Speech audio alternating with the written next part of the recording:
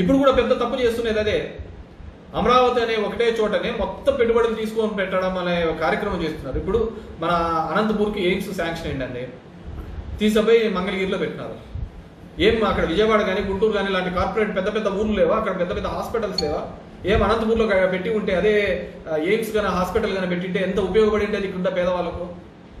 అప్పుడున్న తెలుగుదేశంలో ఉన్నవాడు మాట్లాడలేకపోయినారు ఒక్కరు కూడా.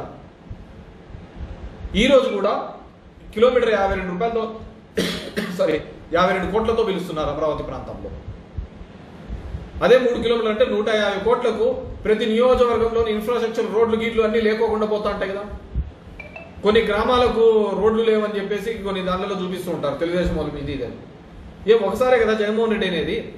అంతకుముందంతా మీరే ఉన్నారు కదా, మరి ఆ గ్రామాలకు ఎందుకు రోడ్లు వేయలేకపోయినారు? ఎందుకు వేయలేకపోయినారు? నేను వచ్చినాక చెప్తా, ఓబులాన్పల్లి, మల్లా కాలువ ఇలాంటి గ్రామాలకు నేను వచ్చిన తర్వాత రోడ్లు వేయించిన సందర్భం. ఈ నియోజకవర్గంలో 80% అభివృద్ధి కార్యక్రమాలు కానీ అభివృద్ధి యొక్క రుచి కానీ ఇంకోటి కానీ ఏదైనా కానీ చూపించినాను అంటే అది నేను చేసినానని. కానీ ఎప్పుడు తెలుగుదేశంలో పార్టీనే కదా ఇక్కడ గెలిచినది, కేవలం 3 సార్లు కదా ఇంకొకరు గెలిచినది. ఇక్కడ 3 సార్లు కదా.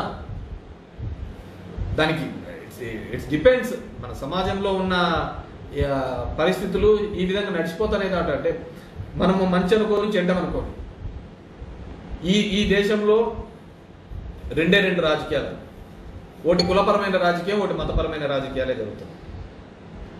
ఆ కులాల రాజకీయాలు జరిగినంత వరకు, ఆ మతాల రాజకీయం జరిగినంత వరకు ఈ దేశంలో ఉన్న కానీ ఇంకోటి కానీ పేపర్ల మీదే కనపడుతుంది తప్ప అభివృద్ధి సామాజికంగా ఆ పేదవానికి ఖచ్చితంగా ఫలాలు అనేది అందవు. ఎందుకంటే అందరికీ అర్థమైపోయింది, దేశం మీదకి యుద్ధం మీదకి వచ్చినప్పుడు కానీ ఒక యుద్ధం కానీ ఒక మతం కానీ ఈ రెండే అందరినీ ఏకం చేయగలుగుతారు.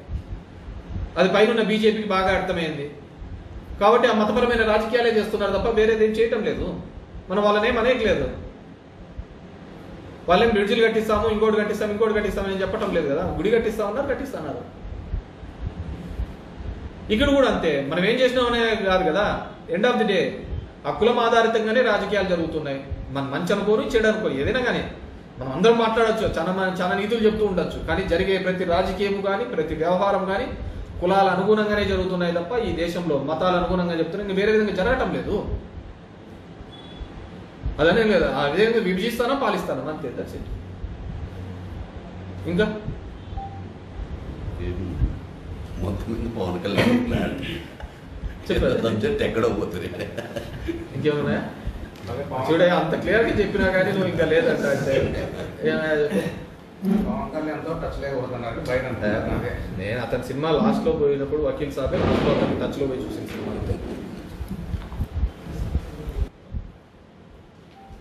ఇంకేమన్నా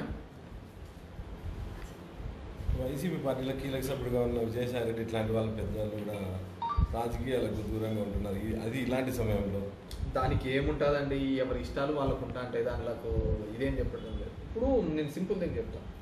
ఈ సిస్టంలోకి వచ్చిన రాకముందు సాయిరెడ్డి అనే వ్యక్తి జగన్మోహన్ రెడ్డికి సంబంధించి లేకుంటే వాళ్ళ కుటుంబానికి సంబంధించిన ఒక ఆడిటర్. ఆయన జగన్మోహన్ రెడ్డితో పాటు కేసులో ఇరికిచ్చిన తర్వాత పోయినాడు. సరే నేను పోయినాను కాబట్టి నేను జగన్మోహన్ రెడ్డితో సెయిల్ కావాలనుకున్నాడు, వచ్చినాడు, అయిపోయింది. గవర్నమెంట్లోకి వచ్చినాడు, పోయినాడు, రాజ్యసభ 2 సార్లు తీసుకున్నాడు. ఇప్పుడు నేను చాలా చోట్ల చెప్పాను, తన మీద కానీ దానిలో కుటుంబం సభ్యుల మీద కానీ కొన్ని ఆరోపణలు వచ్చినాయి. మేబీ ఈ పాలిటిక్స్లో నేను తట్టుకోలేనేమో అనుకున్నాడేమో. సో అతను సైలెంట్గా క్విట్ అయిపోయినాడు. రాజ్యసభ సభ్యు పదవి ఉంది కదా, ఉంది కూడా ఇప్పుడు రాజీనామా వద్దనుకున్నాడు. తన మీద పడుతున్న బరువు అలాంటిది. దానికి ఏం చేసే కదా, తన మీద అంత భారం ఉందేమో మనకు తెలుసు కదా. నాకు పెద్దగా సాయిరెడ్డితో అటాచ్మెంట్స్ కూడా తక్కువే. సో మేబీ జగన్మోహన్ రెడ్డి గారికి ఆయన ఏం చెప్పినాడో ఏమో తెలియదు, వెళ్ళిపోయినాడు. సో సార్ అతన్ని గౌరవించినారు, అతన్ని పైకెత్తుకున్నారు, అతను చెప్తే కార్యకర్తలు విన్నారు, లేకుంటే లీడర్లు విన్నారు అంటే అతను జగన్మోహన్ రెడ్డితో ఉన్నాడు అని అంతే. Jaganmohan Reddy without Jaganmohan Reddy Jayasai Reddy only auditor. నువ్వు చెప్తున్న రాజ్యసభ ఉండదు, ఇంకోటి ఉండదు. ఈ ఒకటి పక్కన ఈ పెరుగుతూ ఉంటాయంటేనే సున్నాలు పెరుగుతూ ఉంటుంది. ఈ ఒకటే లేకపోతే అన్ని సున్నాలు కిందికి వస్తాయి అంతే. దాంట్లో వేరేది ఏమి లేదు. ఒకటి పక్కన ఇంతమంది ఉంటా అంటే అంతమందిగా దాని విలువ పెరుగుతూ పోతుంటుంది. ఆ ఒకటి జగన్మోహన్ రెడ్డి. దానికంటే మీకు జగన్మోహన్ రెడ్డి అనే వ్యక్తి సిస్టంలో చాలా దానిలకు జరుగుతున్న దాని మీద ఫైట్ చేసినాడు.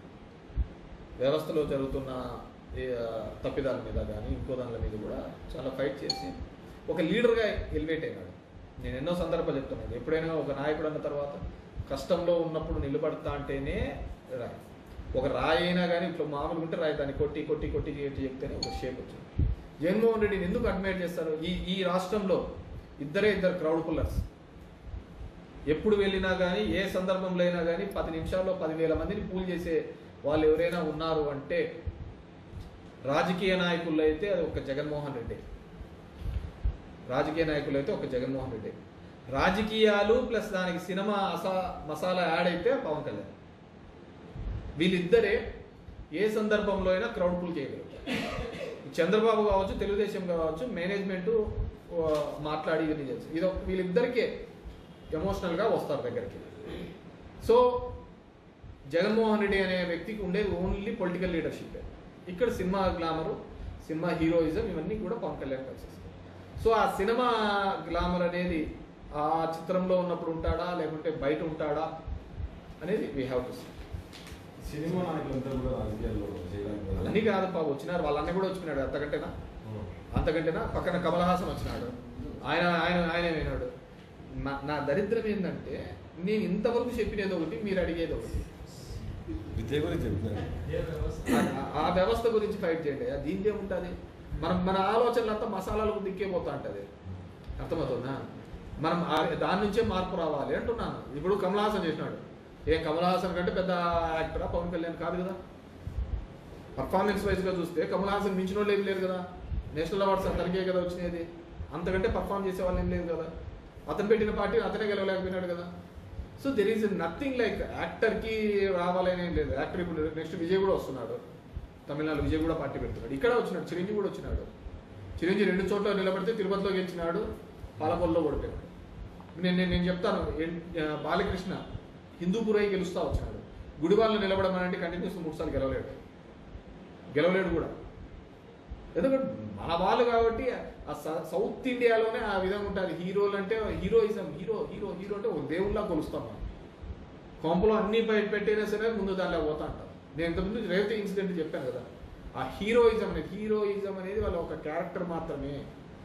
ఆ క్యారెక్టర్ని ఏ విధంగా పండిస్తున్నారు అనేది ఇంపార్టెంట్. నిజమైన హీరోస్ ఎవరనంటే సామాజికంగా మనకి ఎవడైతే పైకి తీసుకొని వచ్చినాడో వాడే. దేవుడు అంటే ఎక్కడ ఉంటుంది? మనకి ఎవడు సాయం చేస్తే వాడు దేవుడు, అంతకంటే వేరేది ఏంది లేదు.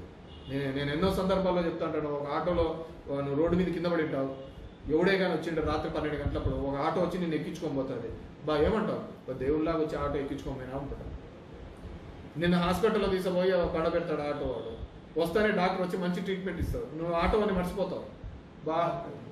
డాక్టర్ వచ్చినప్పుడు దేవుళ్ళు వచ్చే కాపాడు అంటావు. నీ జోబిలో డబ్బులు ఉండవు. అప్పుడు ఎవడో వచ్చి నీ స్నేహితుల్లాగా వచ్చి డబ్బుల కోసం ఫోన్లు చేయొచ్చు అంటే వచ్చి నేను కడతాను లేదా ఫీజు అంటారు. అంటే నువ్వు దేవుడు రా టైంలో. 3 సందర్భాల్లో ఒకనొకటి దాటేసుకుంటూ వచ్చినావు. ఇక్కడ ఎవడు దేవుడు అంటే సాయమే, నీకు ఎవడు చేసినాడు. మనకు అది లేదు. మనం తాత్కాలికంగా చూస్తా అంటే తాత్కాలికంగా పోతాం, మనం అట్లే తల్లారుతాం. అందుకే ఇట్లుండదు. ప్రపంచంలో ఆడ ఉండదు, మన దాంట్లోనే ఆ విధంగా ఉంటుంది.